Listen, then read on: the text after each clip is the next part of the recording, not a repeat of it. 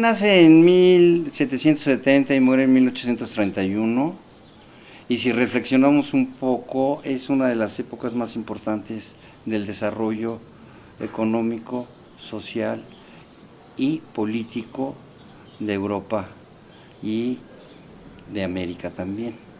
Es un contexto de muchos cambios muy importantes en donde se implanta la democracia en la mayoría de los países latinoamericanos y se empieza a desarrollar en Europa. Hegel tiene muchos aportes, muchísimos. Voy a mencionar solamente 3. Uno de ellos es que le da sentido a la historia. Él reconstruye la historia a través de una tríada que es la libertad de pocos, la libertad de muchos y la libertad de todos, como un proceso histórico de conquista por la libertad, como después retomaría Croce, la historia como la historia de la lucha por la libertad. Y Hegel, entonces, va a explicar la historia en función de la evolución de la razón y del espíritu. El espíritu es lo que va guiando a la humanidad a llegar a lo que es en ese momento. Entonces la historia tiene sentido. La historia no es algo incalculable, inexplicable. No, la historia tiene sentido. La historia es la historia de la lucha de la libertad de las personas hasta llegar a la democracia. ¿Sí? Otro momento importante es justamente el de la democracia.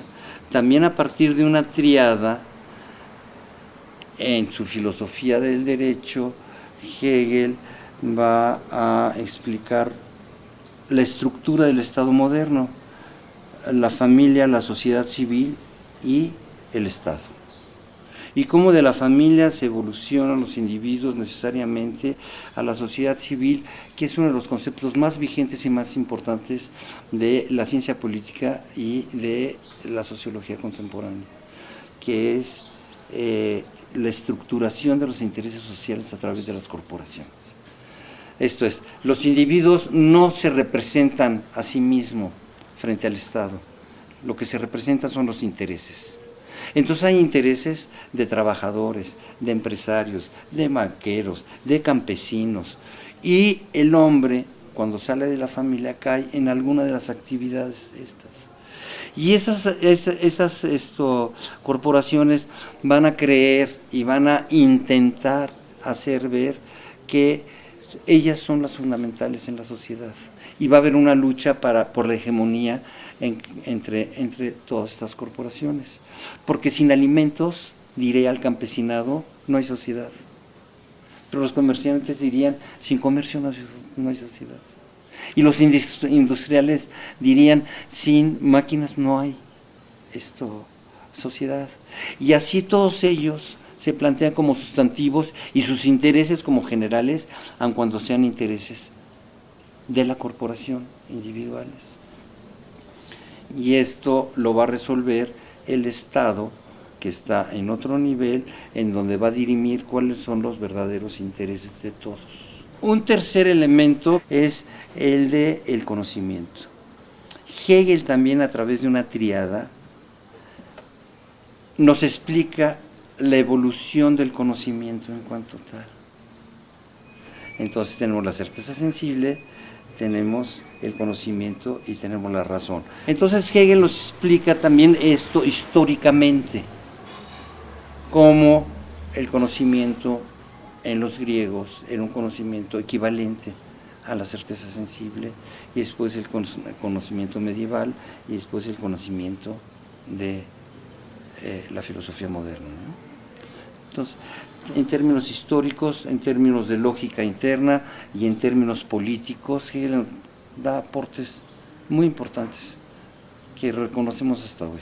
Nosotros necesitamos voltear a Hegel para encontrar la razón de la historia y de las cosas en este momento, porque es la primera vez en la historia en donde hay revoluciones importantes sin reflexión sobre las mismas. Toda revolución tuvo una reflexión anterior.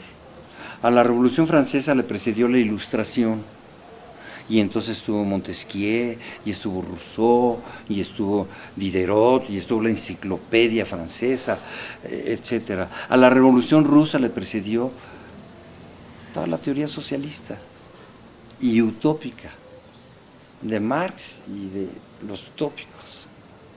A la Revolución Mexicana también le precedieron intelectuales importantes, los Orozco, los Molina Enrique, los muchos. Nosotros estamos viviendo revoluciones sin saber a dónde vamos. Las revoluciones son para lograr un fin que la sociedad desea y las estructuras no lo permiten. Ahora estamos cambiando sin saber a dónde vamos. No hay fin, no hay objetivo. Entonces es necesario darle la razón al espíritu que estamos viviendo en este momento.